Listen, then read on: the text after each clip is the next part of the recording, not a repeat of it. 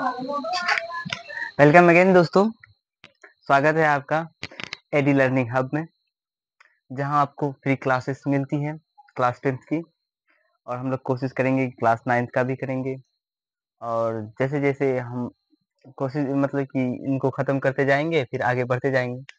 ठीक है, class 10th में हम लोग फर्स्ट चैप्टर फिजिक्स का पढ़ रहे थे, जिनमें रिफ्लेक्शन ऑफ लाइट, प्रकाश का परावर्तन का जो चैप्टर था, उनमें हम लोगों ने कल इससे पहली वाली वीडियो में जो क्या पढ़ा था, स्फेरिकल मिरर के बारे में।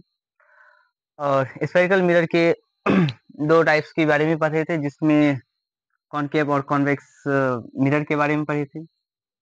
और आपको बताए थे कि कॉन्वेक्स मिरर के जो उनके टर्म्स होते हैं, दो टाइप का, क्या एक क्या है, एक कॉनकेव और एक कॉन्वेक्स। दो टाइप का मिरर ये था, बताए थे। और आपको ये भी बताए थे इनके संबंधित टर्म के बारे में। इसको क्या कहते हैं, प्रिंसिपल एक्सिस कहते हैं, जिसको मुख्य अक्ष कहते हैं। और इसके जो बीचों बीच दर्पण का भाग होता है वो ध्रुव कहलाता है। ठीक। और इसके वक्रता केंद्र यानी सेंटर ऑफ कर्वेचर के बारे में पढ़े थे। और उसके बाद इन्हीं को यहाँ से यहाँ तक की जो डिस्टेंस होती है वो रेडियस ऑफ कर्वेचर होता है, ये भी पढ़े थे। और कुछ बातें हम लोगों ने फोकस के बारे में भी की थी। फोकस के बारे में की थी,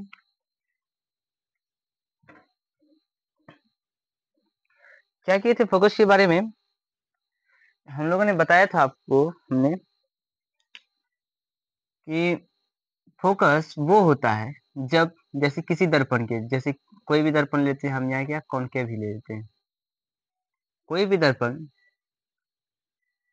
और ये प्रिंसिपल एक्सिस है, कोई भी दर्पण के प्रिंसिपल एक्सिस के समांतर, प्रिंसिपल एक्सिस के समांतर यानी प्रिंसिपल एक्सिस के पैरेलल कोई अगर मतलब कि प्रकाश की किरण आती है, तो वह दर्पण के मुख्य अक्ष के जिस बिंदु पर जाकर मिलती है, तो वहां पे क्या है, वो बिंदु क्या कहलाता है, फोकस कहलाता है। इनके बारे में हम लोगों ने पढ़ा था। और ये कॉनकेव में हो गया, यानी कि अवतल दर्पण में। किसमें, अवतल में। और हम लोगों ने कॉन्वेक्स के बारे में मतलब पढ़ा था कि उत्तल दर्पण में भी ये इसका क्या होता है, आंतरिक ओर क्या होता है, रजित होता है। और ये इसका प्रिंसिपल एक्सिस होता है। और आपको ये भी बताए थे कि इनका क्या है, जो क्या कहते हैं सेंटर होता है, वो किस तरफ होता है, सेंटर इसके इधर होता है। मतलब क्या कहते हैं, जिधर इसका रजित होता है उधर ही इसका सेंटर होता है। ठीक, इसका सेंटर ऑफ कर्वेचर होता है। क्योंकि आपको बताया था ये क्या है,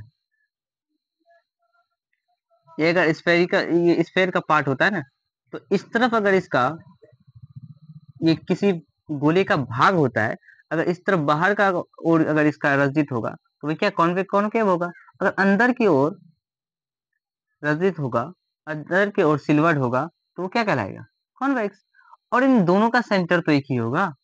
सेंटर अगर इसका मतलब इसके अंदर की ओर जो सेंटर बनेगा, अंदर ये रजित जिधर है, इसका सेंटर क्या होगा, अंदर में होगा।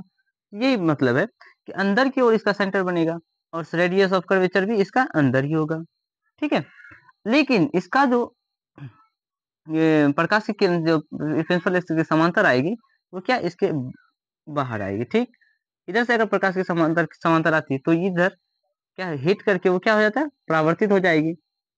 ठीक, तो ये इसका तो इमेज नहीं बनेगा, मतलब कि इसका तो फोकस पे नहीं मिलेगा। लेकिन नहीं, इसका फोकस पे मिलती हुई प्रतीत होती है। प्रतीत होती है इसका मतलब क्या है, ये वर्चुअल बनाएगा। ठीक, वर्चुअल लाइन बनाएगी। तो आपको ये बताए थे कि ये एक्सिस जाके कहाँ मिलेगा, इस जगह पर फोकस। ठीक, तो इन सब बारे में हम पढ़ लिए थे। और इसका जो सेंटर होगा, क्या ये सेंटर से होकर गुजरेगा, और ये क्या कहलाएगा, इस बिंदु का नॉर्मल, जिसको अभिलंब कहते हैं। और इसका भी जो यहाँ पे अगर जिस जहाँ पे सेंटर होगा, उसका अभिलंब जाके कहाँ मिलेगा, इसके सेंटर पे। ठीक, यहाँ तक हम लोगों ने पिछले वीडियो में हम लोगों ने कर लिया था। तो आगे हम लोग और फोकस के बारे में पढ़े थे, और फोकल लेंथ के भी बारे में पढ़ लिए थे। यानी फोकस और ध्रुव के, ध्रुव बोले तो पोल के बीच की डिस्टेंस को क्या कहते हैं, फोकल लेंथ कहते हैं। यानी ये ध्रुव है। ठीक, तो आगे हम लोग एक चीज मतलब कि प्रूव करने वाले थे, क्या फोकस जो होता है रेडियस ऑफ कर्वेचर का क्या होता है, आधा होता है। यानी फोकस रेडियस ऑफ कर्वेचर यहाँ से यहाँ तक है, यहाँ से यहाँ तक क्या था, क्या क्या डिस्टेंस था, रेडियस ऑफ कर्वेचर था, यानी आर था। और ये आर जो है ये एफ का मतलब एफ जो है ये क्या आर का आधा होता है। एफ क्या होता है, आर का आधा होता है। इस चीज को हमको क्या प्रूफ करके दिखाना है। तो प्रूफ करने के लिए हमने एक कौन सा मिरर लिया है, कॉनकेव मिरर लिया। इन कॉनकेव मिरर का हम क्या नाम रख सकते हैं, एम एम डैश नाम रख लेते हैं। क्या रखेंगे नाम इसका, एम एम डैश नाम रख लेते हैं। ये सिर्फ प्रूफ करने के लिए नाम दर्पण का हम दे देते हैं। तो हम यहाँ पे क्या लिखेंगे, हमने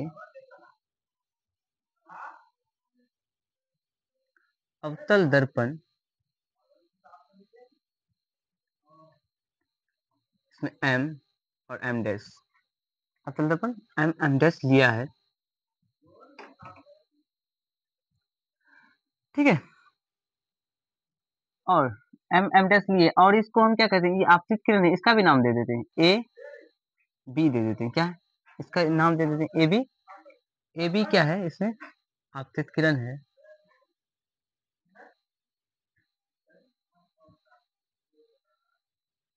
किरण है जो दर्पण से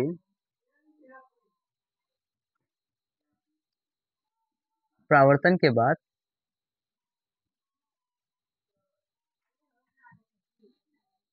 दर्पण से परावर्तन के बाद कहाँ पे मिलती है, फोकस पे। दर्पण से परावर्तन के बाद क्या फोकस से गुजरती है, फोकस यानी एफ लिख देते हैं, से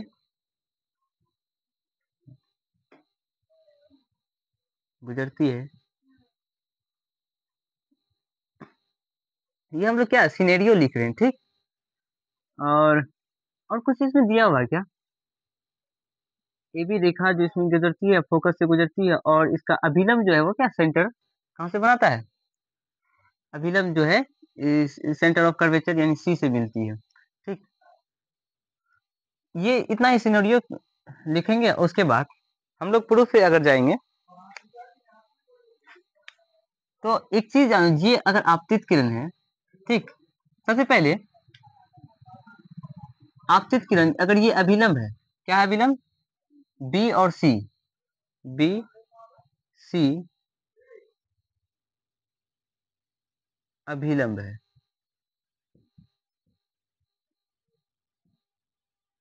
ठीक है, बीसी अभिलंब है। तो बीसी अभिलंब है, तो आपको ये बात बताया गया था क्या, laws of reflection of light में, जिसमें सेकंड लॉ ये था कि angle of incidence is equal to the angle of reflection, था कि नहीं था। यानी एंगल ऑफ इंसिडेंस ये है, ये एंगल जो है इसके बराबर होगा, हाँ कि ना। तो इस एंगल का हम नाम देते हैं, नाम क्या होगा एंगल, इस एंगल का ए बी सी। यानी angle A B C is equal to the angle, ये कौन सा एंगल के बराबर होगा, सी बी एफ के, एंगल सी बी एफ के बराबर होगा, ठीक है। ये एंगल के सी बी एफ के बराबर होगा। और आपको एक बात पता है, एंगल सी बी एफ एक दूसरे के क्या है, बराबर है, ठीक। तो तब लिखते हैं। और आपको एक बात पता है कि आप लोगों ने क्लास 9th की angle and lines and angle chapter में पढ़ा होगा, क्या, जब दो पैरेलल लाइन को एक ट्रांसवर्सल लाइन कट करती है तो उसका interior angle, interior opposite angle क्या होता है, एक दूसरे के बराबर होता है। ये क्लास 9 के मैथ्स में आपने पढ़ा होगा, क्या, जब दो पैरेलल लाइन, अब अभी हम लोग क्या करें, पैरेलल लाइन कैसे, हम पहले ये भी हो सकता है कि आप पैरेलल लाइन पहले कैसे सोचे, अभी हमने क्या कहा कि जब मतलब क्या फोकस से गुजरती है तो वो लाइन कौन सा मुख्य अक्ष जो है, ये प्रिंसिपल एक्सिस है, उसके क्या होता है, पैरेलल होता है। जब ये एक दूसरे के पैरेलल है, जब एक दूसरे के पैरेलल है तो ये क्या है, ये ट्रांसवर्सल लाइन का काम करेगा कि नहीं करेगा? कौन सा? ये बी और सी जो है किसका? Transversal line. ये बी और सी जो मान लेते हैं क्या ट्रांसवर्सल लाइन का काम करता है। तो एंगल ऑफ ये जो एंगल है ये क्या इसके एंगल के इस एंगल के बराबर होगा, हाँ कि ना? तो इस सिनेरियो से हम ये जानते हैं कि एंगल ए बी सी जो होगा, एंगल ए बी सी जो होगा वो किस एंगल के बराबर होगा? एंगल ए बी सी जो है यानी ये वाला एंगल किस एंगल के बराबर होगा? ये वाला। किस चीज से? जब दो पैरेलल लाइन को एक ट्रांसवर्सल लाइन क्या करती है? प्रतिच्छेद करती है, इंटरसेक्ट करती है। तो ये एंगल के बराबर का होता है। और इस नियम को क्या कहते हैं? इस नियम को क्या कहते हैं? अंतः एकांतर कोण यानी इंटीरियर एंगल। अंतः एकांतर कोण का ए बी सी किसके बराबर होगा? ये वाला एंगल की। ये एंगल क्या नाम होगा? B C F. B C P भी बोल सकते हैं, बी सी एफ यानी ये वाला एंगल हमको लेना है। ये एंगल के बराबर होगा एंगल बी सी एफ। ठीक। अब आपको ये बात पता चल गया कि ये जो एंगल है इसके बराबर था, और ये एंगल अगर इसके बराबर है तो ये एंगल एक दूसरे के बराबर है कि नहीं है, हाँ कि ना? आपको ये जानना है कि ये एंगल इसके बराबर है और ये जो एंगल है इसके बराबर है, तो ये एंगल एक दूसरे के बराबर है हुआ कि नहीं हुआ? बताइए। एबीसी एंगल बीसीएफ के बराबर है और एबीसी एंगल बीसी सी सीबीएफ के बराबर है, तो बीसीएफ के बराबर भी होगा। तो ये एंगल एक दूसरे के बराबर, तो ये दोनों एंगल एक दूसरे के बराबर होगा कि नहीं होगा? जाहिर सी बात होगा। यानी ये एंगल और ये एंगल एक दूसरे के बराबर है। तो ये वाला एंगल क्या था? CBF। तो angle CBF equal to the कौन सा एंगल के होगा? इस एंगल के। और इस एंगल का नाम क्या होगा? BCF। Angle BCF। तो आपको ये ट्रायंगल चैप्टर में ये नियम मतलब कि बता दिया गया होगा कि जब दो, सबसे पहले ये देखिए कि ये क्या है, एक क्या है त्रिभुज बनता हुआ दिखाई देगा, क्या ट्रायंगल बनता हुआ दिखाई देगा। ये इस तरह का है ना। इन सब चीजों को भूल जाइए। अभी इसको देखिए कौन सा BCF को अगर देखेंगे तो ये एक क्या बन रहा है? ये क्या बन रहा है? त्रिभुज बन रहा है। और आपने 9th क्लास में ये पढ़ा होगा कि जब दो त्रिभुज की कोण बराबर हो, आपस वाला कोण बराबर हो, तो उनका दो कोण बराबर हो तो वो क्या समद्विबाहु त्रिभुज कहलाएगा। सबसे पहले ये बात जान कि जब दो कोण बराबर हो तो वो क्या कहलाएगा? समद्विबाहु त्रिभुज कहलाएगा। विजिबल है? जब दो कोण आपस में बराबर हो तो ये क्या है? ये समद्विबाहु त्रिभुज है। तो हम ये कह सकते हैं कि जब इसका दो कोण एक दूसरे के बराबर है तो क्या ये मतलब क्या होगा? एक समद्विबाहु यानी आइसोसेलेस ट्रायंगल होगा। ठीक। तो हम ये कह सकते हैं कि ट्रायंगल BCF क्या है? एक समद्विबाहु त्रिभुज होगा। ठीक है, क्या होगा? समद्विबाहु त्रिभुज होगा। और आपको ये भी पता है कि समद्विबाहु त्रिभुज की क्या होता है? दो साइड्स बराबर होती है। दो साइड्स बराबर होती है, तब वो कौन सा साइड्स होगा? ये भी आपने 9th में पढ़ा होगा कि जिसका एंगल बराबर होगा उसी का अपोजिट साइड्स क्या होते हैं? एक दूसरे के बराबर होते हैं। तो इसका अपोजिट ये और इसका अपोजिट ये, यानी ये दोनों साइड एक दूसरे के क्या होंगे? बराबर होंगे। तो हम ये भी कह सकते हैं कि कौन कौन साइड हुआ? CF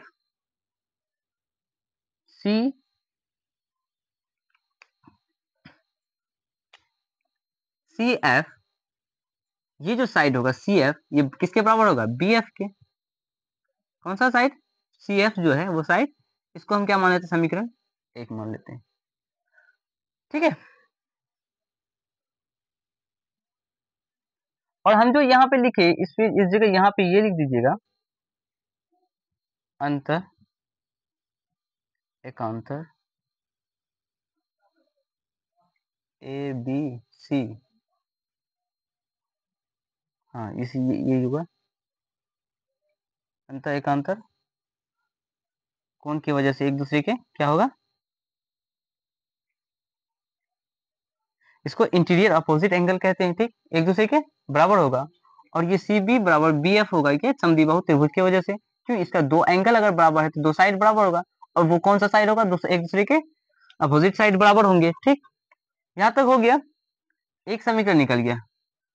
तो जगह कम है, हम लोग इसको मिटा देते हैं। आप लोग क्या है, इसका स्क्रीनशॉट ले लीजिए, फिर आगे का काम करते हैं हम लोग।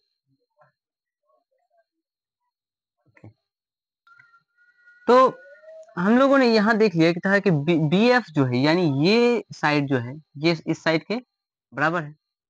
अब हम लोग क्या कर सकते हैं कि ये साइड अगर ये कहते हैं ये पॉइंट बी,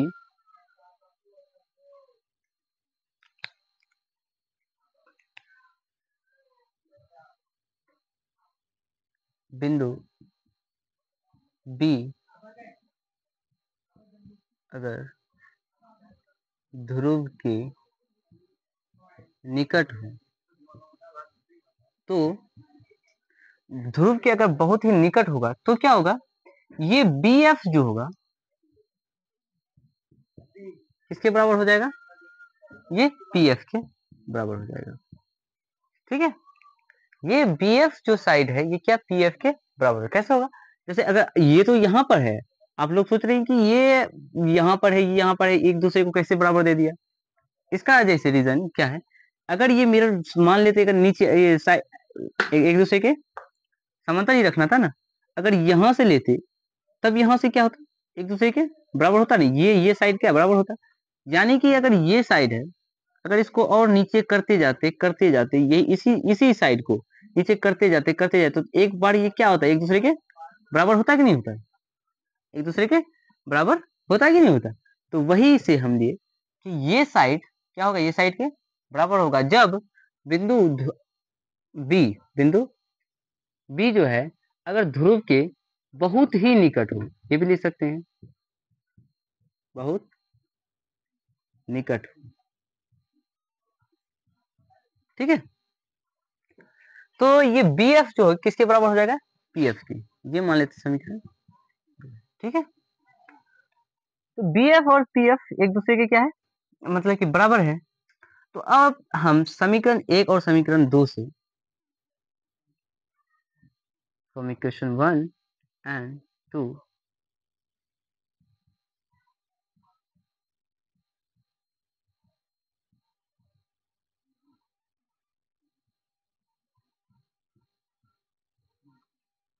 समीकरण एक तथा समीकरण दो से क्या कर सकते हैं, जब ये सी एफ बी एफ के बराबर है और ये बी एफ पी एफ के बराबर है, तो सी एफ पी एफ के बराबर होगा कि नहीं होगा। कंफ्यूज नहीं होना, जैसे ए बराबर बी है और बी जो है बराबर सी के है, तो आप ये भी तो कह सकते हैं कि ए किसके बराबर है, सी के, हाँ कि ना, कह सकते हैं ना। ए अगर बी के बराबर है, बी सी के बराबर है, तो ए और सी बराबर है ना। तो इसी तरह सी एफ के बराबर है, बी एफ के बराबर है, और बी एफ जो है पी एफ के बराबर है। तो समीकरण एक तथा दो से क्या होगा, बी एफ बराबर क्या हो जाएगा, पी एफ, बी एफ बराबर हो जाएगा किसके, पी एफ के। और बी एफ पी एफ कहाँ है देखिए, तो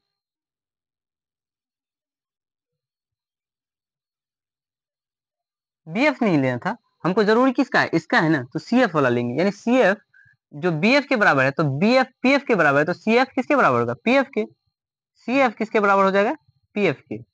और हम यहाँ देखेंगे सी एफ क्या है, ये दूरी है, और पी एफ ये दूरी है, इन दोनों को मिलाकर कौन सा दूरी बनता है, ये आपको क्या बताया था, रेडियस ऑफ कर्वेचर, यानी आर है, ठीक है, रेडियस ऑफ कर्वेचर है यानी आर है। तो हम यहाँ पे साइड पे लिखते हैं, क्या लिखेंगे, ये जो तो रेडियस ऑफ कर्वेचर क्या है? पीसी, पी यानी ध्रुव से सी तक, पीसी ये किसके बराबर होगा? सी एफ और पी एफ के, C F plus P F के। और आपको पता है क्या, सी एफ और पी एफ क्या एक दूसरे के बराबर है, यानी हम सी एफ को पी एफ लिख सकते हैं और पी एफ को सी एफ लिख सकते हैं, यानी पीसी को हम क्या लिख सकते हैं? P F plus P F भी लिख सकते हैं। तो पीसी बराबर क्या हो जाएगा? 2pf 2pf 2pf। और इसको क्या कहते हैं? फोकस दूरी, जिसको किससे दूरी इंक्रीज है? एफ से, ठीक है। और यहां से लेकर यहां तक जो पीसी है, पीसी को क्या कहते हैं? रेडियस ऑफ कर्वेचर, यानी पीसी क्या है? रेडियस ऑफ कर्वेचर यानी आर है। और 2pf, pf क्या था? फोकस दूरी, तो 2f, ठीक है। 2f यानी आर बराबर अगर 2f है तो हम इसलिए f बराबर क्या लिख सकते हैं? r बराबर r बाय 2। और यही हमको क्या करना था? सिद्ध करना था, आगे ना। तो यही हमको क्या करना था? प्रूफ करना था। r बराबर 2f है तो f बराबर r बाय 2। तो दोस्तों हम लोगों ने ये सिद्ध कर लिया कि फोकस जो होता है वो क्या होता है? वक्रता त्रिज्या की आधी होती है। क्या होती है? वक्रता त्रिज्या की आधी होती है, यानी ये दूरी जो है, ये दूरी जो है इस दूरी के आधी होती है। यही हमको क्या करना था? प्रूफ करना था, जो कि हो चुका है। तो हम लोग यहीं पे अपना वीडियो को समाप्त करते हैं और फिर से अगली नेक्स्ट वीडियो में हम लोग जो टॉपिक होगा उस पर डिस्कस करेंगे, यानी कि जिसके बारे में पढ़ेंगे और उसके बाद रे डायग्राम के बारे में हम लोग अगले वीडियो में पढ़ेंगे, यानी कि कॉनकेव लेंस में मिरर जो इमेज जो बनता है कहाँ, इमेज फॉर्मेशन के बारे में। उसके बाद साइन कन्वेंशन के बारे में पढ़ लेंगे, चिन्ह परिपाटी के बारे में पढ़ लेंगे, ठीक है। तो ख्याल रखिएगा अपना। थैंक यू, धन्यवाद।